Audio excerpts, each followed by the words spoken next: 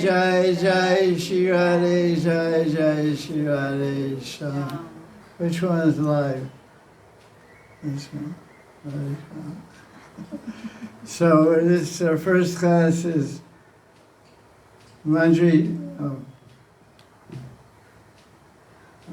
tasting Bhakti Ras and Manjari Bhav Sadhana. We're reading from a book by Kunja Bihari Das Babaji Maharaj, who is the guru of Anantas Babaji. And we spent 50 pages, read 50 pages of this book already, described the introduction to the subject of Ras. In order to taste Ras, to actually experience Ras, one has to come to the level of Bhava. But as a sadhaka, we're far away from the level of Bhava. But by reading Shastras describing the Bhava prema-filled pastimes of Radha and Krishna, written by their eternal associates like Raghunath Das Goswami, Rupa Goswami, Narottam, etc., Vishnu Chakravarti, and reading their books about Krishna's Leela, which are full of Ras and Prem, then some of that Ras is reflected in our heart. So we get like Rasa Bas, we get some taste. Bas means a semblance, a flavor of, the scent of, some experience and some happiness of experiencing Ras. So therefore, tasting Bhakti Ras is even a part of sadhana in Raganuga Bhakti. That's why Kunja Bihari Das Babaji is describing it. So there's five components. There's 5 components of Ras, and the first one is Radha and Krishna, and then the devotees are Radha and Krishna, and then the settings and the places. So generally when Ras is analyzed in Rupa Goswami's Bhakti Ras Mani, he only talks about tasting Ras from the viewpoint of the Sakhis, Radha and Krishna, how they're tasting. But because he's the guru of Manjari Bhav and Raganuga Bhakti, Kunja Bihari is trying to show how all these ideas and aspects of Ras, experiencing Ras, which means the Sthairati, which is a dominant, eternal, unchanging mood of love towards Krishna, like Madhurati, amorous love, or Vatsalyarati, parental love, or Sakyarati, friendly love, friendship, sister to sister, brother to brother, or Dasirati. This is what's called the Sthairati. Sthai means situated, fixed, located. So the permanent, unchanging mood. So how the tasting of Ras begins, you have to move the hearts. You have to taste love, you have to move the hearts. If your heart doesn't move, you can't taste love. So something has to move your heart, at least to rattle it. Sort of making it, knocking on the door of the heart or whatever. So that's called Udipan, Vibhava Udipan. So there's 5 aspects of Ras. The prominent foundation, the beginning point of all of it, is the relationship of love with Radha and Krishna. And that's called Madhurya, amorous love. So the Manjaris and Sakhis are all taking part in that amorous love, directly as Sakhis or indirectly as Manjaris, assisting Radha and Krishna's loving exchanges. Well, the Manjaris and the Sakhis and Radha and Krishna are all in Madhurya Rati. This is their Sthairati. Now the Vibhava and Anubhav and Sanchari Bhavas and Sattvic Bhavas, they all vary and change according to different circumstances and different leelas and different feelings that are generated in the hearts of Radha and Krishna. Because everything, the center of the wheel of Ras is Radha and Krishna, everything else is spinning around the center. Like a Rasa dance, Radha and Krishna in the center, and all the gopis, all the Manjaris, everyone's spinning around them. Manjaris don't really directly dance in the Rasa dance, but they play musical instruments, clap their hands. They may dance to put on a dropped ankle bell or bangle or something. They may dance next door running, put it on, but ordinarily they're not part of the Rasa dance. Some devotees from Manjari Bhav, they have the idea they want to project themselves into the Leela, that they're active participants. But this shows that those devotees that are thinking like that, there's one I'm sitting here also, they're not having a clear idea what they're reading. Because what the acharyas maybe don't understand English so well. What the acharyas always write practically all the time, in Krishna Bhavanamrita, Govinda Lilamrita, etc. When Radha Krishna wants to be very intimate, everyone leaves, even the Manjaris. So the Manjaris, some people have the idea Manjaris are sleeping every night in a flower bed of Radha Krishna. That's way off. That's way off, way off. Once in a blue moon, maybe Radharani, because that's mentioned. It's mentioned in Shastra by Prabhupada Saraswati, Vrindavan Mahimamrita, that Radharani, Paryanka Stabitam Vastra Vicharitam, Radharani sits the Manjaris on the bed and takes them under the covers. That's a one-time thing, and the verse before that said, some special Manjari, it shows some special Manjari, it shows special mercy.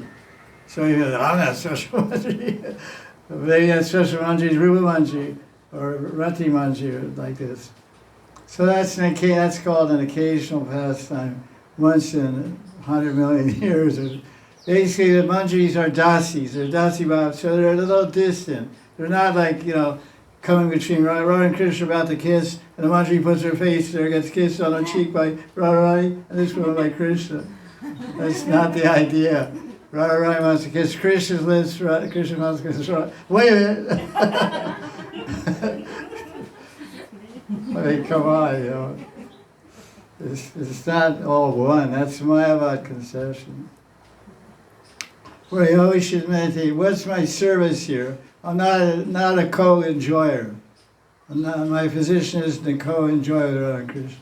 My position is to enhance and serve and make their enjoyment increase more and more. Automatically, by rebound and reflection, I'm automatically experiencing it. So, the Stairati begins to move when you have a lover and a beloved, and you have a place. To have loving pastimes, you need a place. If you want to do anything, you need a place to do it. You want to sleep, you need a floor, you need a bed, you need a sleeping bag, you need something. So that's called udipan. Udipan means the stimulants, the inspirators, the enkindlers, that which inspires and moves through us. What are examples of udipan? The place, the full moon night, Krishna's flute playing, the banks of Yamuna, the spring season, the gentle breeze is blowing, carrying the scent of sandalwood and lotus flowers, and different things are Krishna's peacock feather. Many things are necessary to enkindle and instigate and ignite the love in the heart. Anything to do with the lover ignites the heart of the beloved. The voice of the beloved, the clothing of the beloved, the movements of the beloved, the memory of the beloved, and the touch, everything is connected to the heart. The lover lives in the heart of the beloved and lives in the senses and mind and everywhere. So he starts off by describing Vibhava.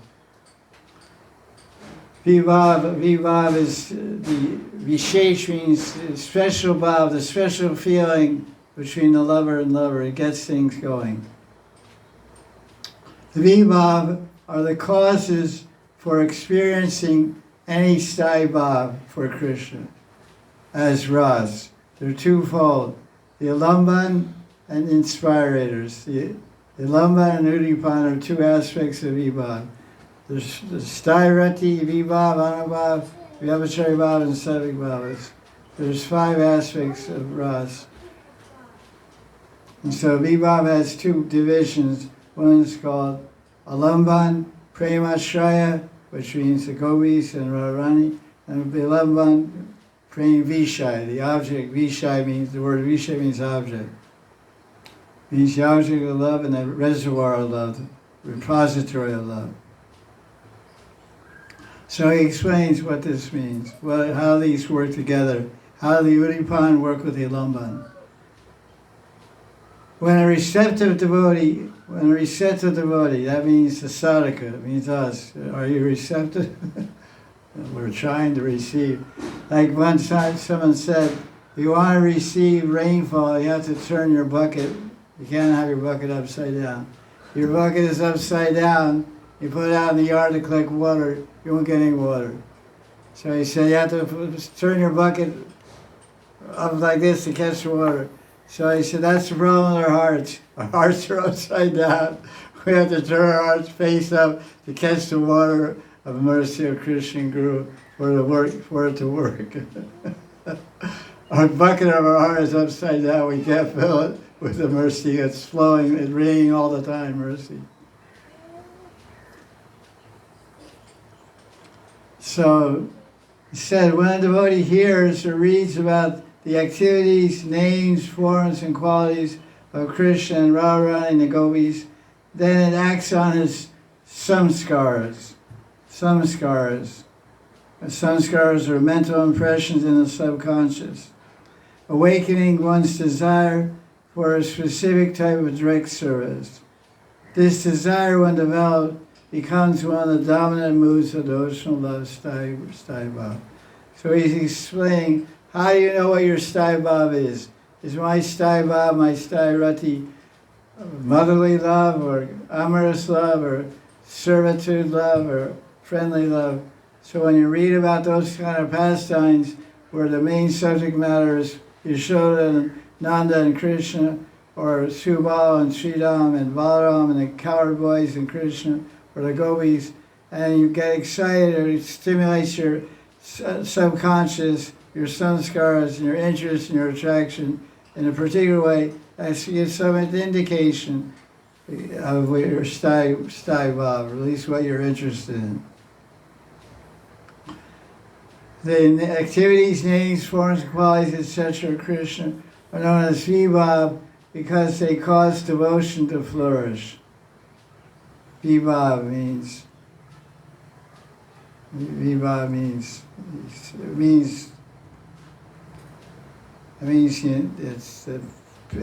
mover of the heart is Vibhava, basically. What moves the heart? Causes devotion to flourish. That's a very poetic way. Causes devotion to flourish means it moves your heart.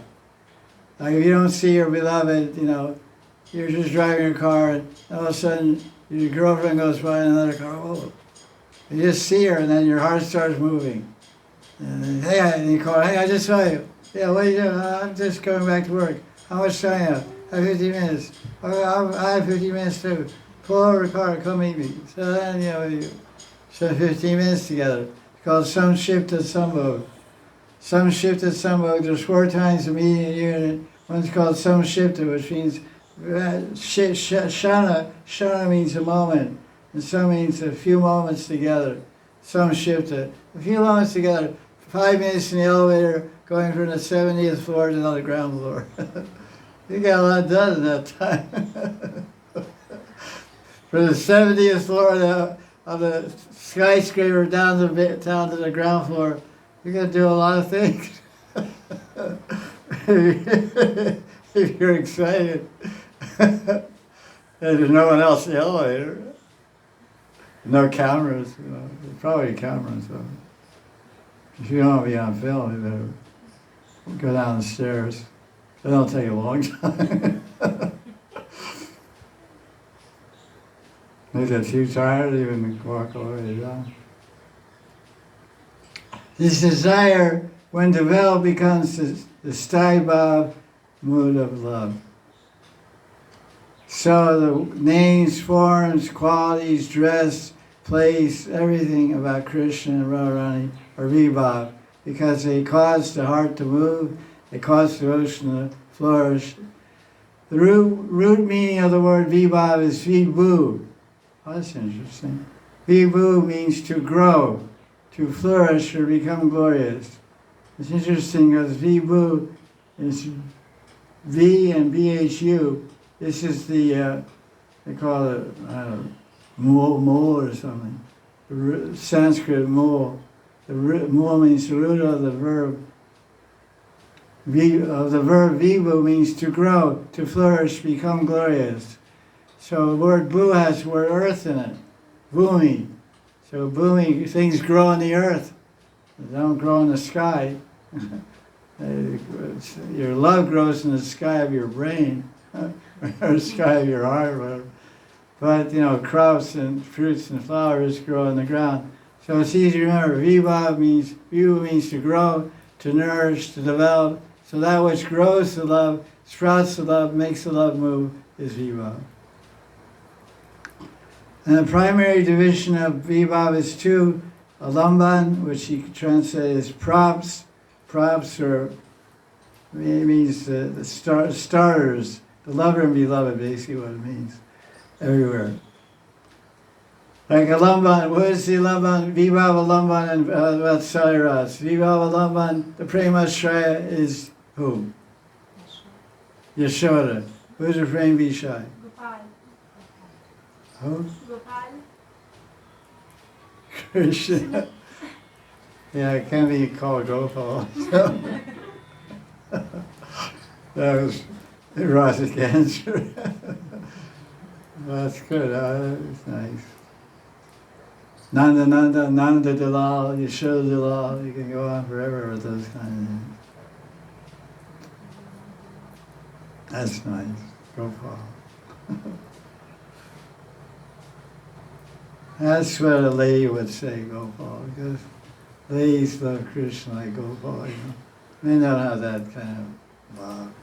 They don't have a motherly instinct, Women in general have a motherly instinct. So some lady said, Gopal. I'm sure it was 100 guys, no guy would say Gopal, I'd say Krishna. Or he's really Vrindavan, he'd say Nanda Lal or Yashoda Lal or Lala, or, Chora. Braja Chora. Chora. Hey, Chora. So the root meaning of Vibhava is Vibhu, which means to grow. So Udipans are inspirators, instigators, catalysts, etc. Vibhava is the love's object, Vishai, and love's receptacle. The object of love and the shelter of love. Because it's called Premashraya. It's easy. Remember, Ashraya means shelter. So the object of the Manjari is love. We discussed this already, but we're going through this book, so we're going through this book. And as I said the other day, in Indian books they repeat things 20 times, so hold on to your seatbelts, because I'll probably repeat this 20 times. Because we're in India, and we're reading a book by an Indian great saintly person. That's the way they do things here. So now we're describing the Vishaya Lamban, which means the Prem Vishaya and the Prem Ashraya. The object of the Manjari's love are Radha and Krishna. I don't think that comes as any surprise. And he has a prayer from Jiva Goswami, Krishna Sundara 189. One thing about this book, like his disciple Nandadass Babaji, Kunj Bihari was a great pundit, and he always quoted Shastra left, right, and center, everywhere. It's really impressive. He didn't have any search engine or computer or anything like that. He had a big brain, a big library over there in Radhakund. So this is Krishna Sundara, verse 189. Jiva Goswami Pad writes, even the most wonderful, intense manifestation of spiritual existence is that of Krishna Vrindavan. And he becomes more delightful when he's joining with Radharani. That's just a prayer. That's really nice. Because Krishna Sundara is all about the unique position of Krishna as being the supreme form of Godhead. Although the Bhagavatam itself describes that Vasudeva or Vishnu is the absolute truth as the supreme form of Godhead. Everywhere it says Vasudeva, from first canto to 12th canto. Vasudeva Vishnu, Vasudeva Krishna. But as I mentioned last week, Jiva Goswami and all our Goswamis agree with that. Krishna has two Bhagavan Sayo. This is our subjective, prejudiced, bigoted view. We say our main Pramana is the Bhagavatam. As explained by Goswami. Because you go to South India, they'll say Vishnu is free in Bhagavatam, and they'll quote the Bhagavatam. You can't really argue them. So we see how important the Goswamis are. Our life and soul, that's why we say, Rupa Raghunatha Padayavyakati. Our life and soul is Rupa and Raghunath. Their viewpoint, because their viewpoint is the viewpoint of Radha and Krishna. They're worshippers of Radha and Krishna. They're Manjaris and Nitya. They're the Kaya view of Radharani's body, the Manjari, Sakhis, Rati Manjari, Rupa Manjari, Lavanga Manjari, etc. They're all directly expanded from Radharani's transcendental praying Sarup. And they're writing that this Krishna is the supreme form of God, and he's the Swayam Bhagavan. Because in other Puranas and in Ramayana it says Rama is Swayam Bhagavan. So these arguments, if you want to argue that Krishna is Swayam Bhagavan, you won't be able to find much support. It's just, you know, how to say, Six Goswamis. They say, you say one mouth outside your mouth, you're saying Bhagavad Purana is your main Praman. Amala Puranam is your, everything's based on the Bhagavatam. Anything that disagrees with the Goswami said, anything that disagrees with the Bhagavatam, we reject it. They say, the Goswami said that. Or you say, well, it says in this Garga Samhita, or it says in this Upanishad or this place, that this and that. But the Bhagavatam says different. Bhagavatam is the final word. For Gaudiya Vaishnavas, Bhagavatam is the final word. And the six Sandarbhas, or 100,000 verses, describing the Bhagavatam.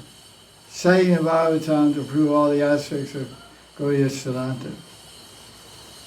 So, he says, one, Srimad Bhagavatam, first canto, chapter 3, verse 28, Krishna is two Bhagavan Swayam. He says, this is the Paribhasa Sutra.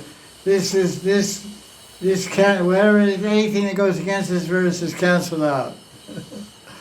So this one verse of the Bhagavatam cancels out all the other verses, which there's hundreds of verses of Bhagavatam, to say Vasudeva is the three personality of God.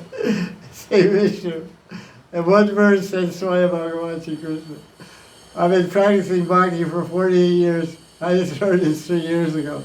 I almost died. I said, wow, this is really far out.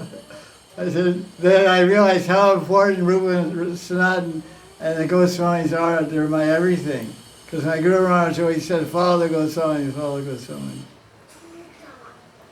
So if I live or die, if I become a heretic or become cast under stones or burned at the stake for speaking that Krishna is free personality, God, let it be. It's such a funny thing. You have to be a little mature in your bhakti to digest what I'm saying right now, otherwise you'll bloom tomorrow.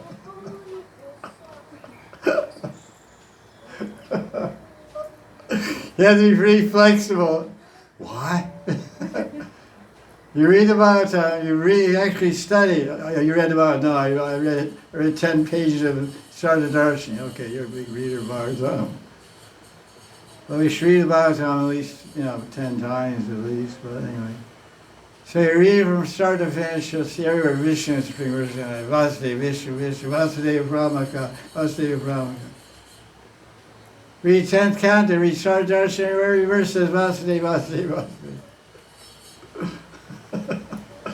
Well, Krishna. And when we translate the verse, it says Sanskrit Vasudeva, we translate as Krishna. I love it. I love it, Krishna, because he breaks your brain, He makes you give up all attachment to Siddhanta, and you just have to go with your love. Love is the guiding principle in Bhakti. Bhakti means the principle of love. If you want Tattva, then be a Vishnu Bhakta. If you want to be a rigid follower of Tattva Siddhanta, stay with Vishnu, you'll be happy. But the lovers of Krishna, they okay, Tattva, whatever. I just love Krishna. What Tattva do the gopis know? They know Krishna's a beautiful, handsome boy from our village, and we love him. That's all. Good night. And they know he's a Paramatma also, and they know it's Parameshwar, they know it's Jagat Guru, and they know it's Jagadishwar. Sometimes they say that in periods of separation. But they don't live their life based on that. That's just an exceptional situation.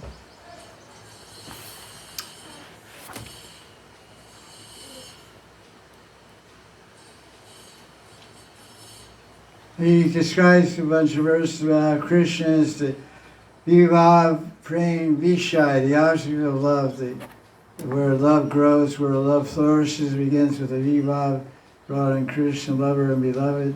Prema Shrayam, Prema Vishaya. So he quotes some verses from Vrindavan Mahimamrita. He doesn't say where they're from, but that's another thing standard by Indian books. Usually they don't say what verse. They say it's this such and such scripture, but they don't tell you what verse, which just makes it a little hard to read the 3,000 verses of Vrindavan Mahimamrita. Sri Krishna is the Lord of Vrindavan. He makes Gokul's honey sweet by his presence. He's Nanda Nandan. Krishna's body spreads rays of nectar throughout the universe. Therefore he's known as Krishna Chandra. That's nice. Like the moon, Chandra Day, the moon spreads waves of nectar throughout the universe. Somaras, the soothing moon rays. So Krishna is called Krishna Chandra. Why is he called Krishna Chandra? Who happens to be your brother. Her brother's got a pretty rustic name. Krishna Chandra means Krishna's transcendental body, praying through, spreads rays of nectar throughout the universe. And Gokul, this land of Gokul, why is it so sweet? Because of Krishna Chandra. His body is emanating rays of sweet nectar throughout the universe, which includes Vrindavan. Krishna's form is black like a new rain cloud, shining more than blue sapphires. He's a fresh youth dressed in yellow silk, like a dramatic actor on the stage. And he enchants all ladies. Krishna plays the flute. His eyes are like lotuses, tinged with the pinkish color of dawn. He wears a Vaishyanti mala, which hangs down to his knees. He's decorated profusely with ornaments and jewels, and his body is smeared with anjans, making him the ultimate inspiration for romantic attraction. He stands in enchanting threefold bending form. He's forever the charming flirt. That's a great sentence. Wonder what it is really going. Krishna is the lover. He is the lover of the charming flirt. He's of the charming flirt category. And that's category is called Dear Lalita. Dear Lalita is, he defines Dear Lalita as the category of Krishna has 4 types of heroic attitudes. And one, Dear Prasad, Dear Lalita, Dear Odata, Dear Odata. So Dear Lalita means one that's very funny, has the characters being very funny, very charming, very flirtatious, and controlled by his lover. He acts like he's real joker, he's real inventive, but when they're on, hey, brush my hair. He's controlled by Radha's love. Krishna has 32 auspicious physical characteristics and 64 unique qualities unique to himself. How old is Krishna? Krishna is 15 years.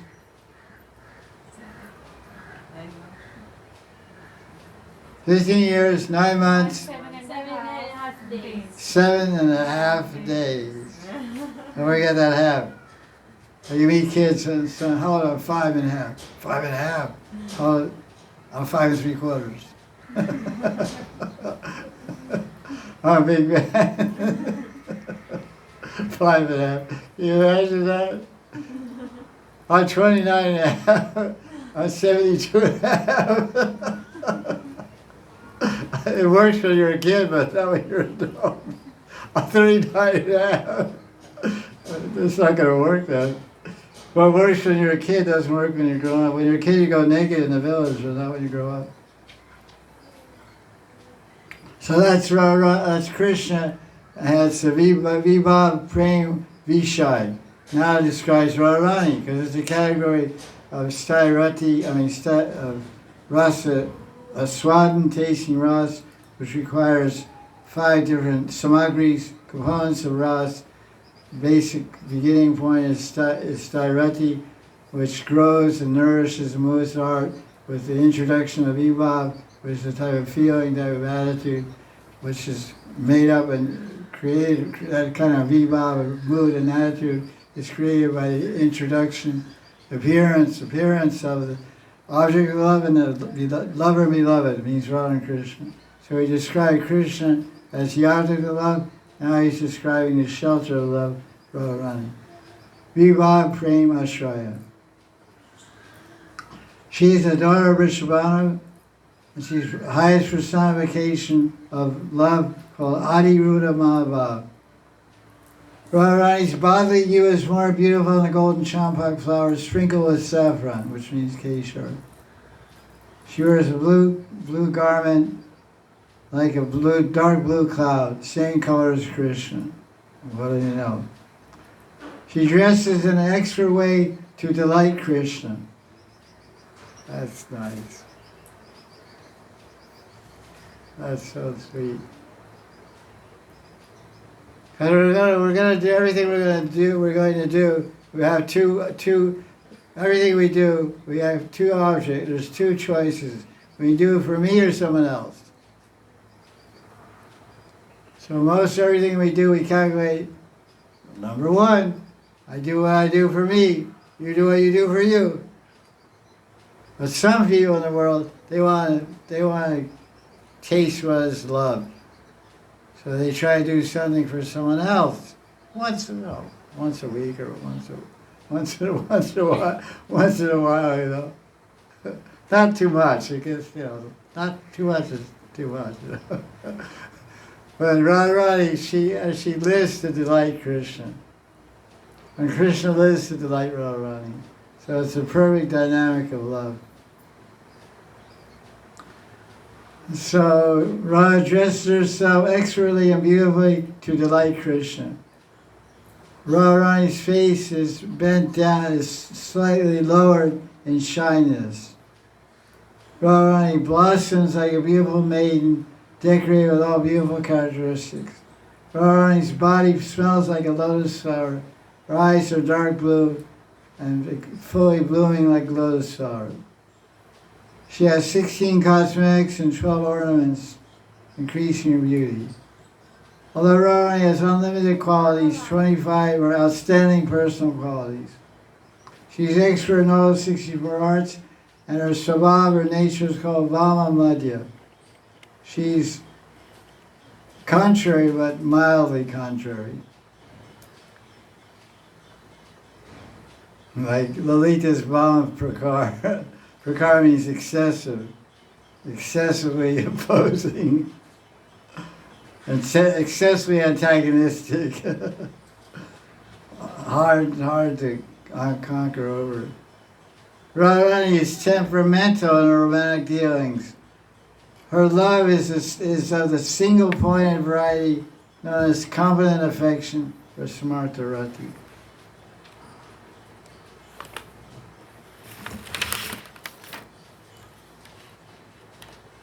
Radharani's attachment to Krishna, these are different ideas. Her attachment, her attitude, her attachment, her love, her attitude, her dress, her decorations. Very interesting. I understand about Radharani's psychology and her movements of her heart. Everything is being described here. It's quite amazing when you read it again and again. Radharani's attached to Krishna is called Madhyata, because she thinks that Krishna is mine. You belong to me, as her own, rather than thinking of herself being his. Her affection is called Madhusneha. Sneha means affection, Madhu means honey, because it needs no addition to completely please and satisfy Krishna. Her pouting, when she pouts and plays, becomes like unhappy or just agitated or disturbed, or not liking something Krishna does, called pouting, is called lalit, because it increases Krishna's erotic spirit. Radharani's intense attraction to Krishna is called manjista rag. This is described who's with Ilmani. Very technical terms. because it's ever newness and independence from and indifference to all hankerings, all obstacles. She's the granddaughter of Mukura. Her mother's name is Kirtida. Her mother-in-law is... No one wants to say. It's a deal. I look at her, everybody knows it, they're not saying. Her so-called husband is... No one's even going to say that.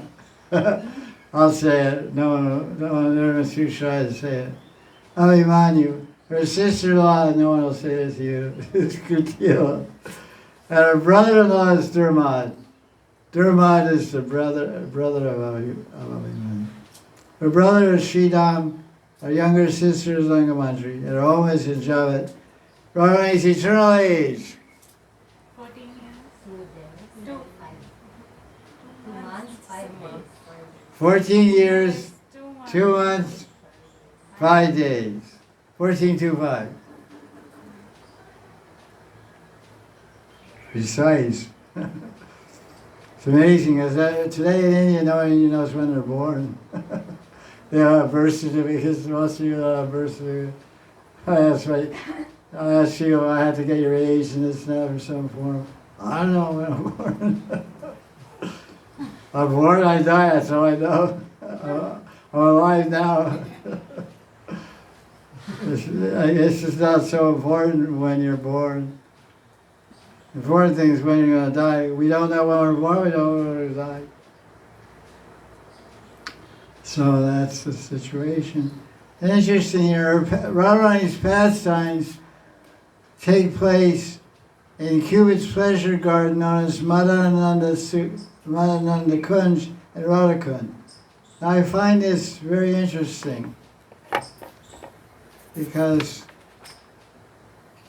he says, I don't know where this quote begins, where it ends, but all this whole quote, technically this whole quote is from Vrindavan Mamrita by Prabhupada Saraswati, describing the praying Vibhava, praying Vishai Krishna, and Vibhava praying Ashray Radharani. And because the author himself is Kunja Bihari Das Babaji Maharaj, he's Nityananda Parivar. Nityananda Parivar, their Uteshwar is Lita Sakhi. And Lita Sakhi's Kunj is called Litananda Kunj or some other name. Madananda the Kunj is the name of Vishaka Sakhi's Kunj. It's very interesting that this is mentioned here. I find it. Like when you're in that party, then you see, just like you're doing a drama. You're in school, you're doing a drama. You're in a drama, you're on the stage. And it's an auditorium, school auditorium. All the mothers and fathers are there. And there's like 500 parents, 500 people there in the auditorium. So you look around, and you see everybody, and you see your mother and father. Oh, my mother and father. Everybody's okay, they're parents of all my friends and everybody, okay, I don't even know who they are. But when you see your mother and father, some special oneness is generated in your heart, naturally, because there's some banda, connection, relationship with you. So when you're in a particular family, and in a particular Teshwari, and when you see your name in Shastra, you feel, oh yeah, she's mine, I'm hers, or whatever. Yeah, Tidiya Bhav or Madhya Bhav or whatever. I'm hers, she's mine, whatever. Both Bhav is, she's mine, I'm hers. Yeah, how does it work? If the girl thinks he's mine, she has Madhya Bhav to her husband, and the husband thinks she's mine. Both of them have Madhya Bhav. How does it work,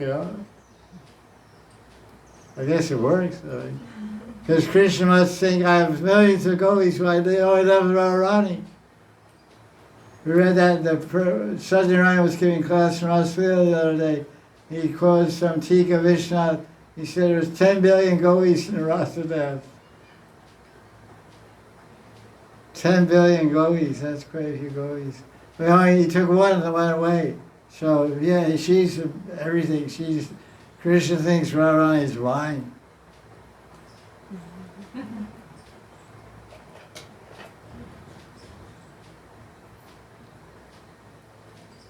The enchanting body luster of Krishna and Radharani is heavenly, golden, and blackish. Each and every limb of Radha Krishna's body emits flashing rays of effulgence which illuminate all directions. Their celestial forms are wonderfully apportioned in every detail, and every detail is filled with loveliness. They are a shoreless ocean of unparalleled and astounding beauty. The ocean of their love, Radha Krishna's love for one another, overflows its banks and increases constantly. Every limb of Radha Krishna's body is constantly spinning with the intoxication of lustful attraction. That's amazing. This is Prabhupada, another Saraswati. He uses expletives. It's called expletives. Means very explanatory adjectives. He uses superlative adjectives. He uses all kinds of adjectives. Like in Vrindavan Mayamamrita, he describes the rising moon with 3 pages. It's like 75 verses describe the beauty of the rising moon. It moves right, okay. 75 Sanskrit slogans, beautiful poetry to describe the rising of the moon. So he's a real connoisseur of rats and a real fantastic poet, and really has a flair for adjectives. Every limb of Radha Krishna's transcendental bodies is constantly spinning with the intoxication of lustful attraction. Due to their absorption in loving affairs, their entire forms are covered by waves of shivers, which means trembling, which manifest as their bodily hair repeatedly standing on end. That's one sentence. Radha Krishna's minds are untouched by any desire other than that for amorous enjoyment. They are interested in no other amusements for their own sake. They are totally dedicated to one another in an unbroken erotic attachment.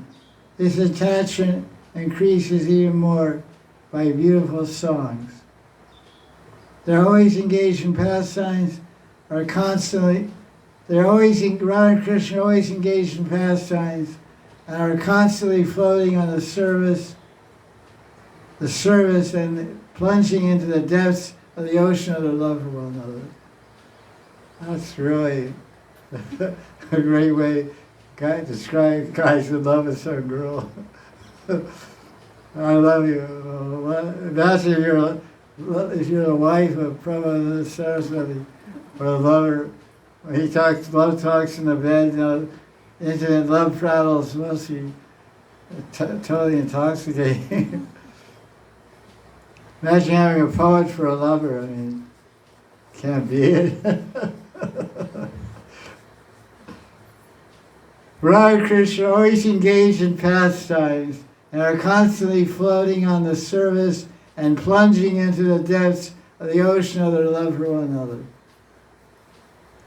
Radha and Krishna always served by Radharani's Sakhis and Manjaris. These Sakhis and Manjaris are the very life of Radha and Krishna because they are expert in plunging them deeper and deeper in the ocean of loving ecstasies. Go deeper, deeper, deeper. It's beautiful. It's unbelievable. It's so out of our realm, our experience of reality. It's like some faraway magical land, That it's really like that there.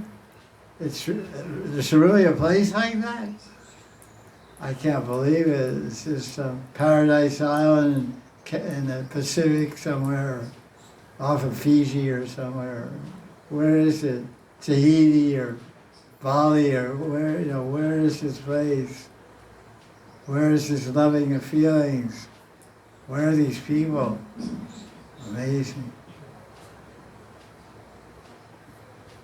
Rupa Goswami has written about has written a meditation on the forms of Radha and Krishna.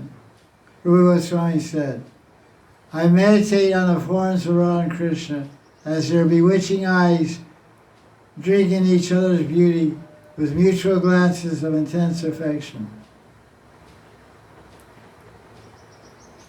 They have trembling arms wrapped around one another in mutual embrace, and their golden black bodies are dressed in golden black garments, respectively. Krishna's blue body is dressed in golden garments, and Radharani's golden body is dressed in blue garments. So just like when they physically embrace each other, gold is embracing blue. So when they're not physically embracing, Radharani's blue cloth is embracing her golden body, and Krishna's yellow cloth is embracing his body. And getting Prem Vibhava, that golden cloth becomes Radharani, and Krishna feels Radharani's embracing me. And Radharani, when she's bewildered by praying, she thinks my Megambara sari, my blue sari, is Krishna and Shamsundar embracing me. This is the amazing thing of love. That's why they wear those dresses.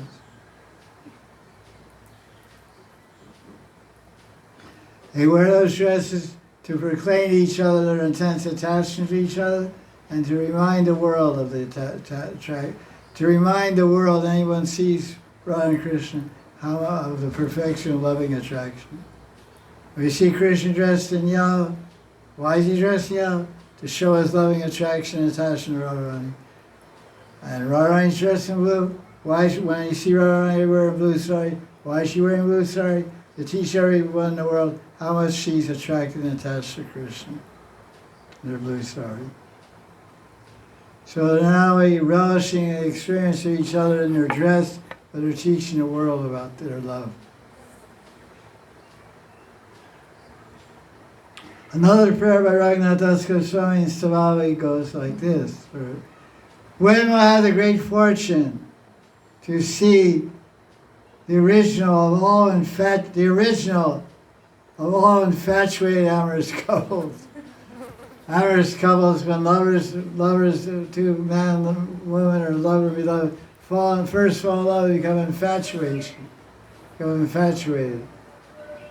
It's one of the 5 arrows of Cupid.